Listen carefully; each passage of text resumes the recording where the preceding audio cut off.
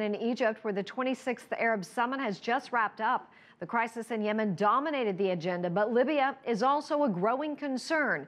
The Arab League agreed on the need to form a joint task force to deal with the growing turmoil in the region. CCTV's Adel Mahrouky has more. In their final statement, Arab League leaders said a military solution to Yemen was the only way. Saudi airstrikes will continue until the rebels surrender and hand over their weapons. Yemen was the top concern for this Arab summit. All leaders were keen to confirm their support to the legitimacy of the Yemeni president and the unity and stability of the country. Considering this an Arab national security, it's necessary to give political and military support. But while the unfolding crisis in Yemen was discussed, the situation in Libya seemed to have been put on the back burner. The Egyptian foreign minister says the crisis in Libya isn't as serious as in Yemen, so a military intervention isn't an option at this point. As for Syria, the situation remains at a deadlock. There's nothing new regarding Syria, I must be honest.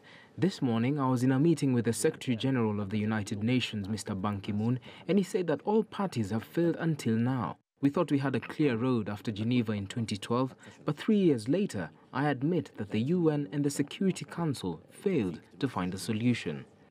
But Arab leaders had a clear decision when it came to forming a joint military task force, at least in principle. This was a dream. It's a new birth for the Arab League, which in all of its meeting, whether it's a summit or less presentation, they say all what it provides is just talk. It's an important decision in a time when the Arab world faces unprecedented threats. Depending on the action out of the Arab world in the coming months, the resolution could be a historic step for the League. But even the League admits that forming a task force will take time. Joining the Arab forces is optional and will be binding to specific missions based on the approval of member states. So beside the continuation of the military operation on Yemen, which began before the summit, nothing concrete has been achieved. Adel Mahrouky, CCTV, Sharm el-Sheikh, Egypt.